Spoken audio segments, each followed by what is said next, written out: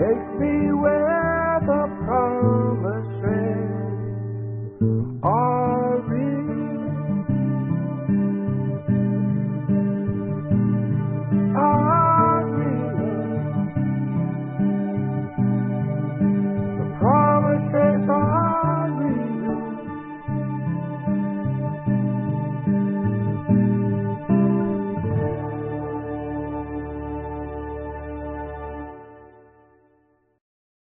Hi, my name is Misty, and I am a grateful alcoholic.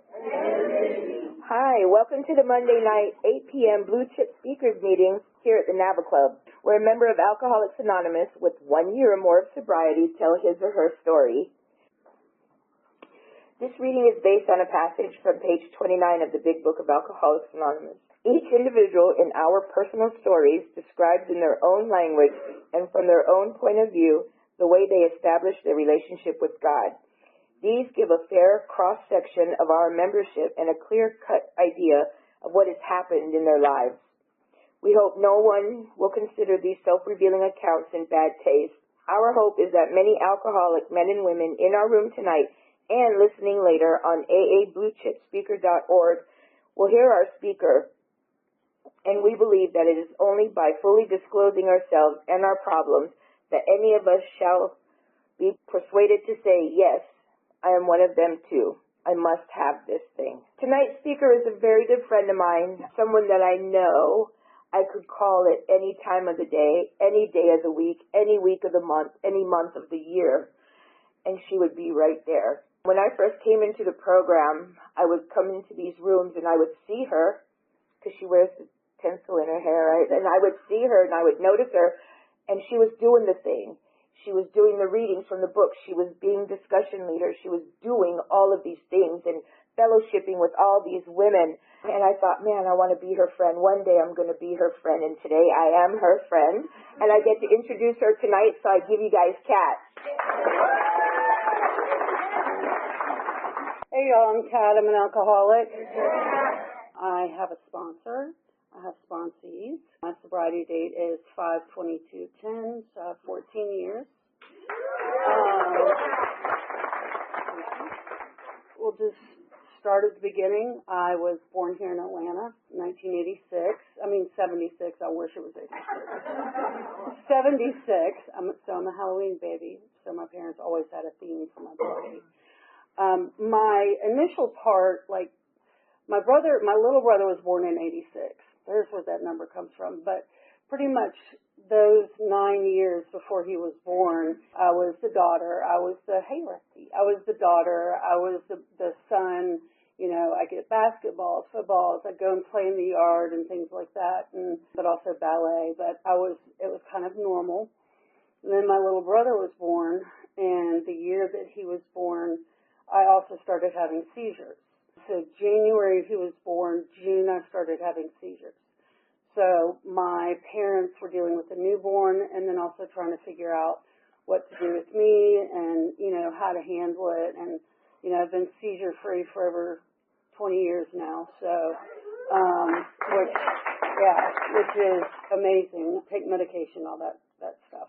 Once my brother was born, I didn't know it at the time because I'd wanted a sibling for so long. It was one of those that it was like, yes, Mom's pregnant. You know, I was in the delivery room when he was born, and I'm like, yes, not going to have a kid. That's gross. 24 hours of labor. 26 hours of labor for him. He was 9 pounds, 4.5 ounces, and I stayed in the room the whole time, and so it was, it was fun. But I was the first one to hold him after the doctors and my mom and my dad. Which was great. I have a little picture of little me and baby Matt, and it's great. Well, then as time, we'll kind of keep moving forward. As time went by, my father, my biological father is an alcoholic. He died of alcoholism a few years ago, I think 2019. And so in between when my brother was born and then I guess when I went to college, he started getting pretty bad. I remember my dad, he would sit there and yell at me and, punch a hole in the wall right next to my head because I wouldn't stop crying. And, I remember one of the things he said to me was, you know, you're nothing but a piece of shit. Nobody's going to ever want to marry you. You know, and for a father to say that to a daughter, that's just not something that should ever be said. Plus, screw him, I have a husband. So, you know, but it got to the point where, like, he was very abusive to my little brother and to my mom when I was away at college and I didn't know anything about it. They didn't tell me for a long time. You know, I heard stories about things that he had done to them. And when I moved back, I went to school at Ole Miss. That's kind of when my partying started because, you know, in high school I smoked alcohol. Did you get it? You know, of course I was drinking and everything, but trying, guys, there's a lot of drugs in my story, so I was trying to keep it alcohol form. So I tried it, didn't really do a lot because of me being epileptic, my parents I felt like I was kind of in a bubble wrap, you know. They were always watching me. They were making sure that, you know, everything was okay. And, you know, even when I was seizure-free, it was just like, oh, well, she can't do this because she's got epilepsy, or she can't do this. What if she has a seizure? So when I went off to college, it was kind of like, you know, all my medications say do not take with alcohol or do not drink on these, you know, taking this medication. Go off to college, what do? Start drinking, you know, and that's kind of where it kicked off. And with my biological father being an alcoholic, with my cousin died by suicide because of alcoholism. My uncle died here recently because of alcoholism. So it runs very strong through my bloodline. When I was there, so I went off to college, started drinking, and there was a powdered form of alcohol that I tried. And of course, when they said it, you know, they were like, here, you want to try this? And I was like, isn't that addictive? Oh, no, don't worry about it. Here I am. Alcoholics Anonymous. But, you know, I started partying. I always tell people I got my PhD at Ole Miss, my party hard degree, because I was literally asked not to come back by a letter in the mail. Because I was on academic probation, academic suspension. They allowed me back. I was on academic probation. And then they said, don't come back. And I was like, okay, but I'm not going back to home with Mommy and Daddy where they can watch over me. So I stayed there for a few years. I came back to Atlanta in 1999 because I remember, you know, the whole Y2K, everything's going to end, and, you know, everything's just going to be the end of the world. And so I remember being at this bar. No matter where you go, you find your people. And I remember being at this bar that was across the street from where I lived. And the owner of the bar, at midnight on New Year's Eve, he cut the power. And so, I mean, it was hysterical. And of course, you know, those of my kind, we were on certain things, and, you know, the lights were all doing this number and everything, and then all of a sudden there was no lights. I'm like, wow, man. That was one of my multiple things. You know, if you name a drug, I've pretty much done it. And just kind of hit that right there. I'm going to say it because it's my story. Weed, I've done that, dealt that. Cocaine, done that, dealt that. Heroin, I did a form of it. Crack, didn't like it because I liked cocaine better. Meth, I mean, I think it's one or the other, you know. But I've pretty much done everything. The only thing I have not done is use needles. So that's kind of I'll leave that with my drug experience, or try to. So when I was just moved back from Atlanta, I was really into ecstasy. Oops, sorry, I forgot to. That's it for that one. But so I'd go to clubs, and, you know, there's a bunch of bars in Atlanta that were like all-night clubs, and some of those who are around for a while know, like Club Anytime. And there's this one place called Fred's that I went to, and I spent New Year's Eve at, and that one was, I ended up driving home, and I was high as a kite, and I can't believe we made it home. And that's the thing about me and my story, is that I did a lot of driving on everything. I would be drunk and I'd drive. I'd be on, you name the drug, I'd be on it and I'd drive. I'm very lucky that I did not kill anybody or myself. My I don't want to do a drunk-a-log, and I'm trying not to do a drunk-a-log because we all have those. We all have our experiences with being out and, you know, all the different things, the driving drunk or, you know, whatever. I will go to my first DUI was in 2006. I hit a tree head-on the other side of the road in Cobb County. I came to, and I did it in a blackout. I came to, and a guy was pulling me out of my car, and he was on the phone, and somehow you know how you get sober real fast? Well, that happened. He's on the phone, don't call the cops, don't call the cops. Somehow I found my cell phone in there, and this was back in the day for those people that you had the, like, brick cell phone. So I found that phone, I called my mom, and I was like, I just had a DUI, blah, blah, blah. Well, then I blacked back out, and the next thing I know, there's a cop there. My parents had made it. But I'm leaning on the cop car, kind of like this, you know, and they're like, ma'am, I need you to walk a straight line for me. I go, look at me. Look at my car. You think I can walk a straight line? And they're like, I need you to do it, just please. And of course, I'm in my work clothes, and I was a hostess. So I had on flats, but they were still my shoes and whatever. And so I was like, well, can I take my shoes off? And he's like, you do you. So I did it, took 3 steps, and, you know, obviously didn't happen. And he ended up taking me to Cobb County. Count on being busted. Gotta love it. Gotta love it. But I only spent, luckily that time, I only spent a few hours in there before my parents got me out. I remember once I got out, you know, I had to go back and do the remaining of the 24 hours. When I went back in, like a good alcoholic, the girl I was living with had a sleeping pill, you know, some type of muscle relaxer or something like that. So when I went in to turn myself in for the remaining time, I popped the pill. So all I had to do was sleep for the remaining 10 hours, 12 hours, whatever. So I remember, you know, signing in, all that stuff, getting into the holding cell, and I just kind of sat there. Well, when I woke up, there was like a whole different crew of people around me, and I'm like, was I snoring? They're like, no, you're good. So I went right back to sleep. But so that was like November-ish of 2006, and then end of June, I think it was end of June, I got my second DUI. You know, because doing community service, paying all the fines, all that stuff, it's not going to stop me. I'm not an alcoholic. So I got my second one June, again, Cobb County. Count on being busted, call on bail bondsman, whatever you want to say. That's still, now, being a sober person, I do not like going into Cobb County. I will avoid that at all costs.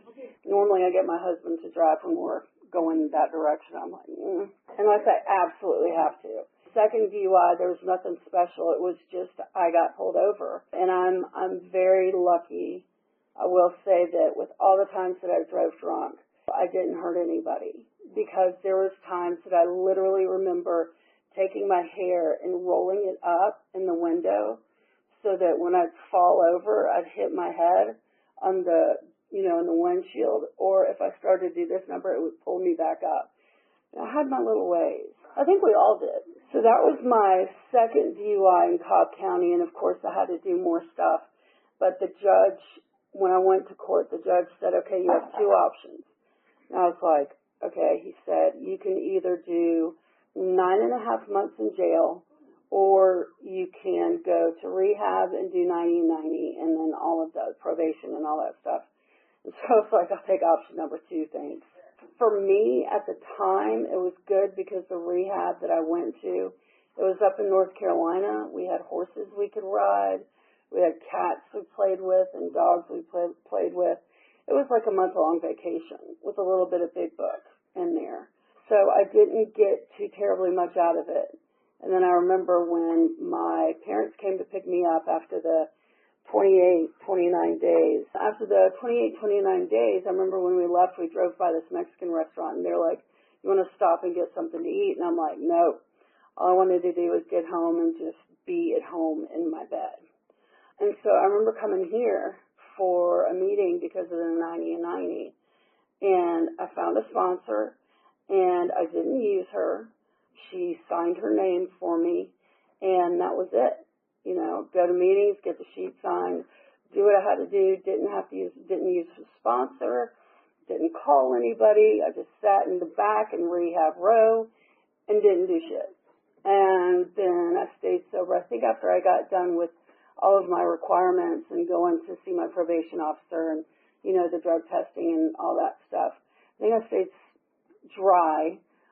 Definitely was not sober for another month, 2 months, and then I finally said, screw it. And I started drinking again. And how they talk about, you know, when you start drinking after you've stopped, and they talk about your disease doing push-ups out in the parking lot, it's true, because I literally, you know, I started drinking, and then within 2 days I was calling my dealer. And, you know, the thing is that I really I didn't need his number, but that is one, like I had my dealer's number memorized, I had my bar's phone number memorized, and then, of course, my mom's, our home number, because we had them at that time, for all you young ones over here, and my mom's cell phone. So those are the numbers, and I still remember the bar's phone number, which is now, it's no longer a bar, it's now a workout place. It's kind of funny. Go from one extreme to the other. So I continued drinking and using, and it got worse and worse. And I started dating this guy, and I remember one day I came to on a Sunday morning, and he was sitting there, and he goes, I'm going to a meeting. And I'm thinking in my head, I'm hungover and everything, and I'm like, you've got a work meeting on a Sunday? And so I just rolled over and went back to sleep. I didn't even think about it. And he was gone all day, and I was calling him, and so finally he gets back to the apartment, and I was like, where were you? He said, I went to an AA meeting. I went to a few AA meetings, and I'm like, why? You know, it's like, well, because there's tons of vodka bottles all over the dining room floor. You know, we didn't throw them away. We just left them on the floor. And then if there was like a little bitty sip, we could always drip it. Anyway, you know how we are. And so a week later, I ended up calling him at 2 in the morning, and because I was drunk, I had run over a curb, my tire was flat, and the only person that I could get in touch with was a friend of mine who we'd always go and get drunk together. You know, this guy who'd come and we'd meet when I was off work before the bar would open. We'd go to the bar. We'd open the bar for the owner. The owner would give us a picture while we set up, you know, for free, of course, one of our favorite four-letter F words, free. You know, we'd sit there and drink, pull out the chairs, and that would be at 11 o'clock in the morning. But he happened to be asleep in his truck, sobering up. And so when I called him, he came and, you know, he helped me put my flat on. And when I was on that side road and he had showed up, there was a ambulance and a fire truck that went by. Well, this is off of Lake, it's a side street for those of y'all that know the area, Lake Forest and Roswell Road. There's a side street. Somebody ended up getting into an accident and dying that night at the end of that road. Because I remember, you know, driving on that road and seeing a cross and flowers put up there. So that could have been me, you know, another God thing. So I came in. I was part of Complete Abandon for a while because that's where my boyfriend was. Complete Abandon did a lot for me. They made me be at the meetings an hour early. I hated it. They made me stay an hour after the meetings. Hated that. They made me take people to meetings. I hated that. You know, and now I get to meetings early because I love it. I love talking to people. I stay late because I love talking to people. You know, there's the meeting before the meeting, then the meeting after the meeting. And sometimes you get more before and after than you do during. Those things I now love, you know. Complete Abandon did what it did for me at the time.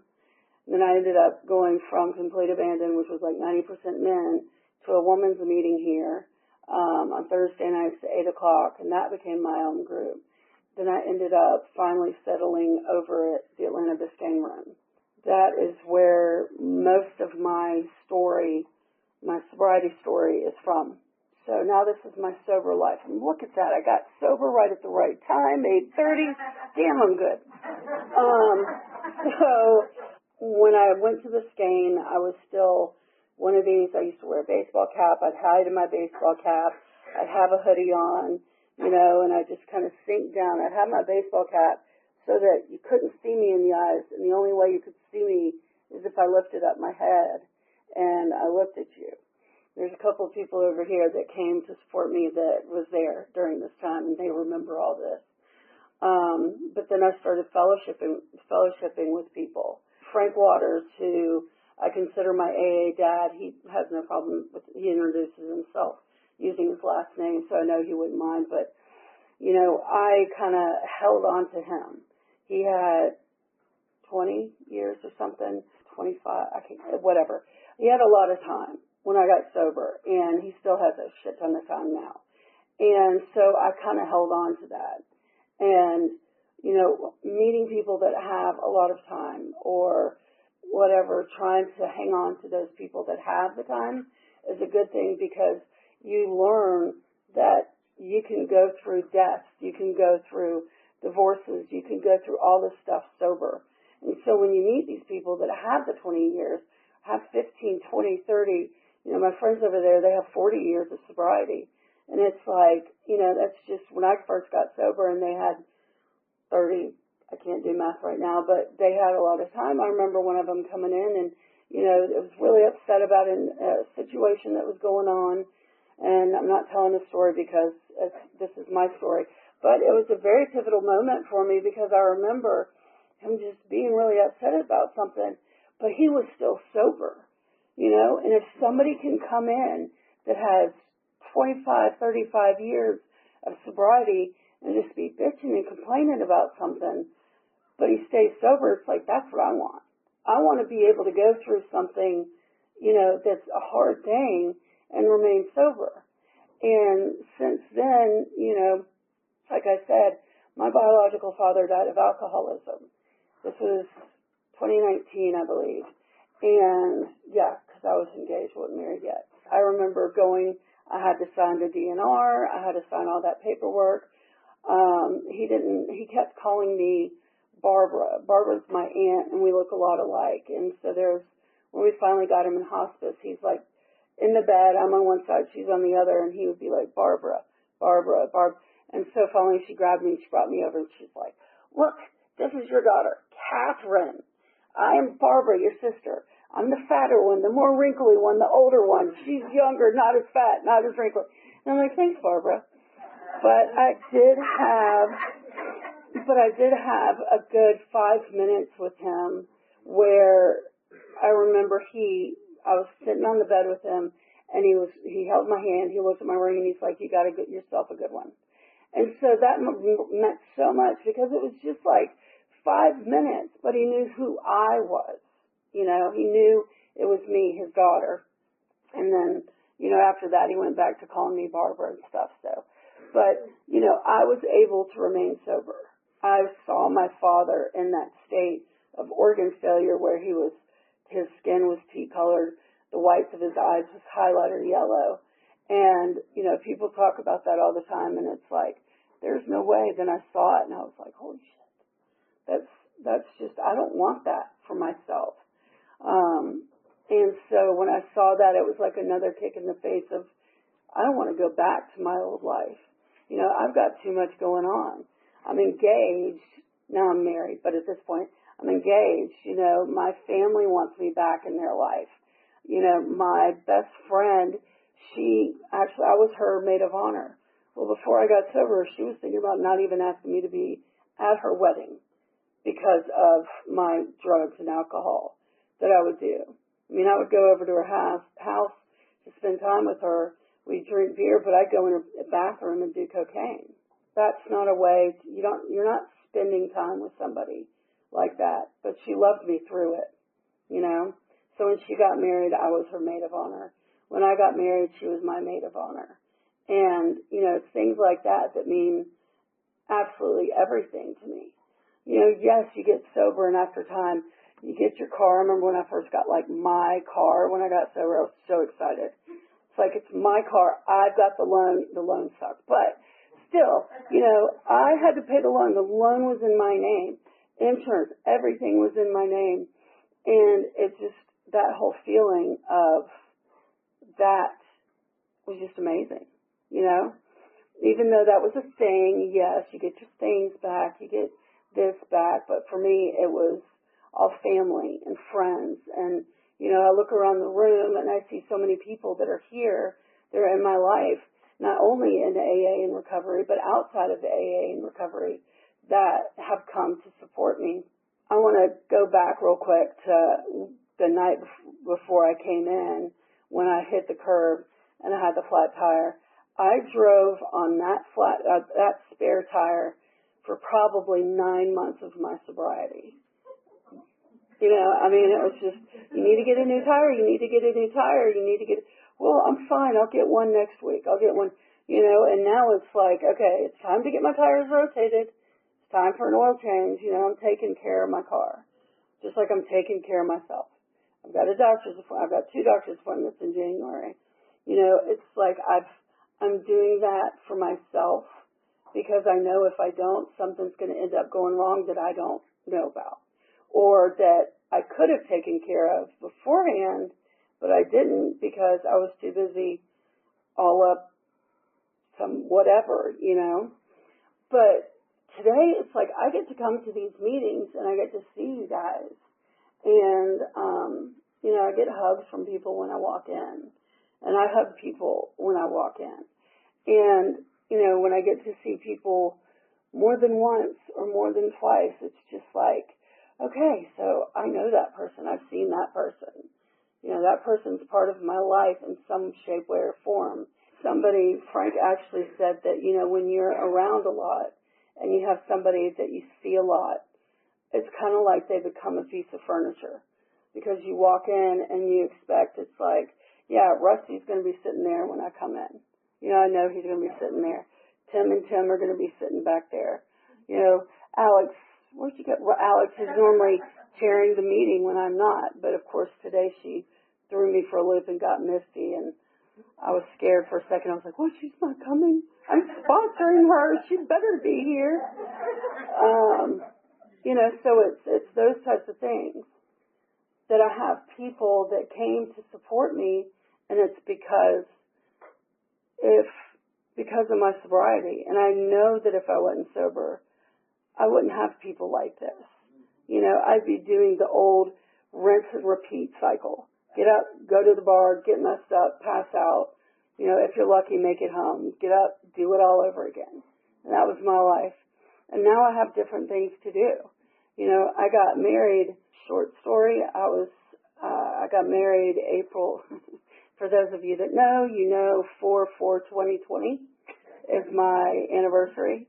And it was right at the beginning of COVID. And I had this huge wedding planned out, tons of people, blah, blah, blah. And COVID started. I started getting phone calls. Don't feel comfortable, don't feel comfortable. And so finally, I got a phone call actually from my Uncle Greg, the one that just recently passed. And he was like, I'm not comfortable. I don't think we're going to come. And so I got off the phone. I was like, I'm going to cancel it. And so my husband comes outside. I'm sitting down smoking a cigarette, bawling. He comes and he sits down next to me and he goes, we can still get married on that date. And we can just have a big celebration once we can all get together. And I was like, oh, I didn't even think about it. I freak out. I'm way over here. And then here's my husband. Come on down, Kat. Chill out. It's going to be okay. And God put us together for that because, I know that without him, I'd be more bonkers. And for everybody that keeps turning it around, he's the one that's turning around looking at the door. That's Stephen. Came up and read the promises. That's my husband. But we ended up having another wedding, another ceremony, big party, because I had already paid for a lot of stuff. And so this way I didn't have to pay for, extra. There was just a little bit. Anyway, my brother here recently, he got married and he had a little boy, Ellis, oh my God, I'm in love with him. He is the cutest kid in the world. He's got dimples. Oh, and he's coming for Christmas. Cannot wait to see him. I don't care how cute you think your kid is. He's like 10 times cuter. Trust me. Trust me on this. I got like a photo album in my phone of like over 500 pictures, so I can show you pictures, videos. I have no problem. Come see me after the meeting. But it's things like that. You know, my brother said, do you want to come and babysit while we go to a wedding? And of course I'm like, you need to ask, of course. And so my husband and I went up there. He's a Shriner, and so we're always doing stuff for the Shrine, which is Children's Hospital, for those of you. Yeah. Anyway, so I think we had a parade that morning, and then we went to go and stay with Ellis and babysit Ellis. And so I have this picture of Ellis asleep in his little thing, whatever, he's too big for now, but they had him asleep in that, and then Stephen was asleep like right behind him, so I took the picture. I was like, it's baby Ellis and my baby. So, but yeah, and I got really mad at him because Ellis wasn't taking his bottle from me. I was like, what is going on? Why aren't you taking my bottle? So Stephen's like, here. So he takes Ellis. Here, he gets the bottle, puts the bottle in Ellis's mouth, and just Ellis takes it. I'm like, what the fuck? I'm the aunt. What's going on? He goes, well, I have 2 kids. You want to talk to somebody, I've got a few phone numbers that can tell you I can do this. I'm like, that's not fair. Just because I don't have any kids, Ellis is my nephew. I'm the favorite aunt, even though he can't even say my name yet. He's about to be 7 months old. And I already have an album of 500. Can you imagine what it's going to be like by the time he's a year? But see, that's the thing, is that I've got this right here. I've got this experience. I've got my brother that's like, hey, will you come and babysit your nephew? You know, my brother, he wouldn't want me to come and babysit him when I was drinking and using. You know, he didn't trust me with going down the street to pick up some beer for him, you know. But now he's got that trust, and it's just, life is amazing. My mom and I have a great relationship. We talk almost every day. When I'm on the way home, I call to check in on her. She's 74. She does not look like she's 74, for those of you that know her know what I'm talking about. But still, you know, she's 74. If she were to fall and hurt something, she'd heal a lot slower than if I were to fall and hurt something. Well, I don't know. It depends on what it would be, but haven't been working out lately. My advice to everybody in here is that you have your friends that have, you know, the same amount of sobriety, 2 years, 2 months, 6 years, whatever. My recommendation is no matter what, especially the girls that are here that are in the program, make sure you make a fellowship or you get to know people that are outside of your program.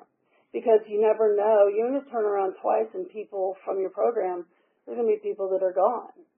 You know, I see new faces all the time with you guys, and there's some that I see constantly, but then there's some that are like, well, where did she go? What's going on with her? The best thing to do is if you see somebody who you've got 2 months, find somebody that has 2 years. Hell, find somebody, do what I did, and I had maybe less than a year, and I was tricked into going out to eat with Claudia and Alex. And that was thanks to Frank. Frank lied to me. We were at a meeting. I was almost home. And Frank's like, you know, Claudia was asking if you're coming to eat. And I was like, really? And he said, yeah, she was asking. And so I was like, I was probably 2 minutes away from my house. And I turned around and I probably flew to this restaurant. And the reason I know is because I got there before Frank and before Claudia and Alex. And so Frank went over to Claudia and told him what he said so that, you know, she'd just be like, okay. She came, sat down next to me. I never knew for at least over a year, maybe 2 years. No clue. And so now always give me shit about lying to me. But hey, you know what? It worked. You know, I'm still friends with him now. You know, I consider them my aunt and uncle. You know, I've got Frank Waters is my dad. My aunt and uncle are sitting over there. Hell, Santa Claus is sitting back in the back, Rusty. You know, I mean, he would always dress up as Santa Claus for the Christmas parties over at Atlanta Biscayne room. And that's how I knew him, you know, and I still consider him that.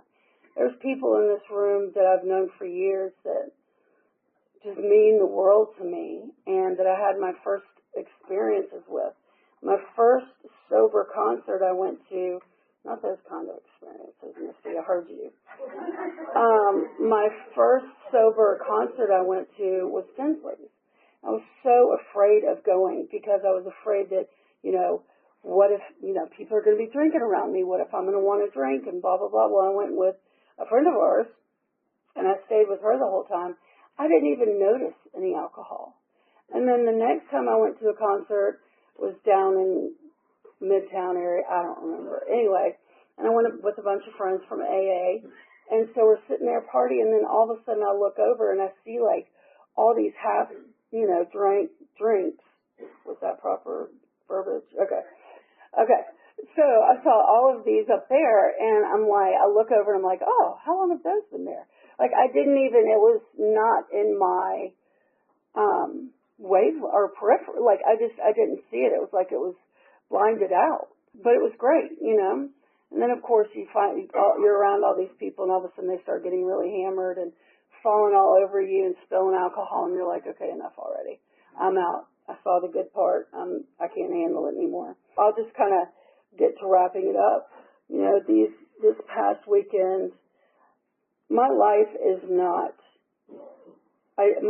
definitely not boring. I don't sit around anymore. I don't just lay around and do nothing. You know, I come to meetings because I love meetings. I love seeing people, and of course the sobriety. You know, I love talking to other people. You know, I go to an eating meeting. Usually it's once a week. Sometimes it's whatever. But because my husband's involved in the shrine, we have a lot of stuff that we're involved in. So like this weekend, I went to my eating meeting, and then we had a Christmas party for my husband's part of the director's staff in the shrine. So we had a Christmas party for that. And then there was a parade on Sunday.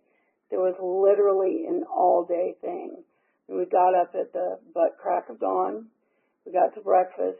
And then the women were actually allowed to be in the parade, and I believe it was the Hillbilly Parade? Redneck Parade, excuse me. And boy, was it a redneck parade. But it was so much fun. And see, that's the thing, is that, you know, we went out to eat after the parade. The parade was quite a long time. We had to wait for 2 hours before it even stopped. But we were walking around and talking to people, you know, and that's the best thing. Like, I love being social now, and I don't need that liquid courage in order to be social.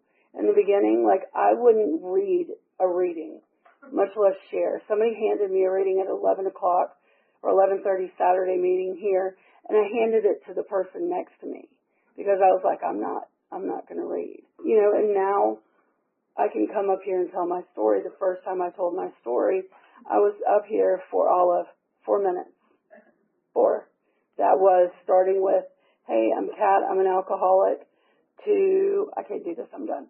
And, you know, and thanks to Frank Waters, that's how I know that it was 4 minutes, you know. It was at Winter's Circle, and it was 2 20-minute speakers with a smoke break in the middle. Well, obviously, I was the first one, so we had quite a long smoke break. But everybody was coming up to me, and they were like, oh, you did such a good job. It's okay. It's okay. Well, then after the meeting, Frank took me out to eat at Arby's, and he goes, well, you really fucked that one up. I'm like, oh, thanks. Love ya. But since then, I've been able to, you know, share and talk to people and not be embarrassed and not feel like I have to have, you know, that safety blanket, which was Frank for such a long time. Now I can go in a meeting and be like, hey, girl, what's up? Not feel bad about it. But it also took time. You know, it took time spending time with people that had a lot of sobriety. It took time with just going to meetings, doing my steps, you know, and I think that's the most important thing. For me, I didn't do my first 4-step until I had a 1.5 years sober. And a lot of people are like, let's get this done right now. You know, 30 days in, you got to get it done. You got to get it done. Well, for me, I didn't do it until I had a year and a half sober, and, you know, if you don't do it, you're going to get drunk. Well, a year and a half in, I do my 4-step finally, and I've since done many more, and here I am, 14 years later. So you don't have to do it 30 days in. You don't have to do 1, 2, 3, you know, all 12 steps in 2 months. Maybe you do. Maybe that's something you need to do. But for me, I didn't have to do it that way. And the way I did it worked for me, because here I am today, 14 years sober, standing in front of people, which I never would have done before. You know, my sponsor, my sponsee, my friend from outside the program, which I cannot believe she's here. She's an amazing girl. People think that we're twins. Hell, her husband's even thought that we were the same person. He smacked me on my ass once, thinking I was her, and then he came and he rubbed my lower back. We were this is a shrine event. He came and he was rubbing on my lower back, and because I was leaning over doing something, their grandson was next to me. So he goes, "Don't worry, I've already got him all greased up." And so I sit there, I turn around, and he's like, "Oh, shit." Well, Renee is like literally, Renee's the one next to my husband. She's like literally two lounge chairs over, watching this whole thing go down. I mean, it's just, but see, that's the thing, is that today I've got these experiences. You know, I have friends like Renee. I have friends like Claudia and Alex. I have an Al-Anon friend who I call my sister. You know, can you imagine that? Us having friends in Al-Anon? Holy shit. You know, and then I have another person who's here, and my sponsor. It's just, there's all these people that are here to support me, and it's not only them that came and drove from Benevolence. It's all you guys, it's all you guys that are here to support me. Whether you know it or not, everything I've said tonight has helped me, and I hope that it's helped you guys in some shape, way, or form. If you got a little bitty tidbit of anything, I hope that helps. I was good. I didn't do a drunk log, so thank you very much for letting me come up and tell my story. As long as I'm around, I'll support you too. First I slept, and then I crept to a hope-filled dream. You rescued me, and finally, waking there I see. I look into love's window for a soul that's meant for me. Takes me where the promises are real.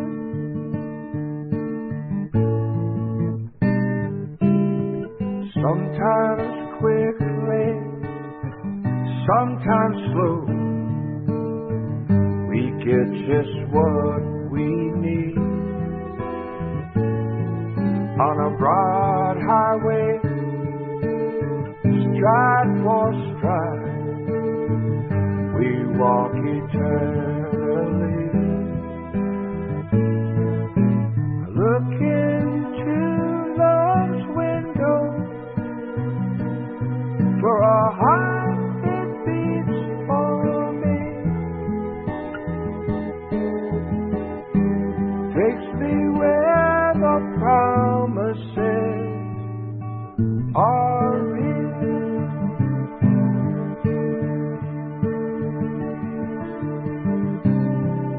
And I always long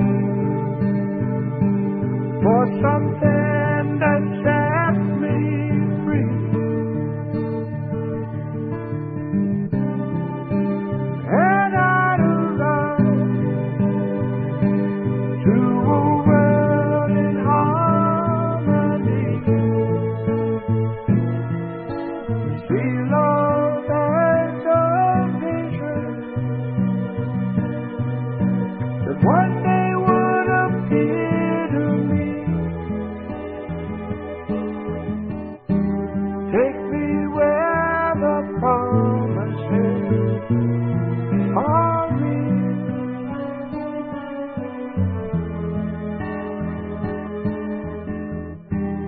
Take me where the promise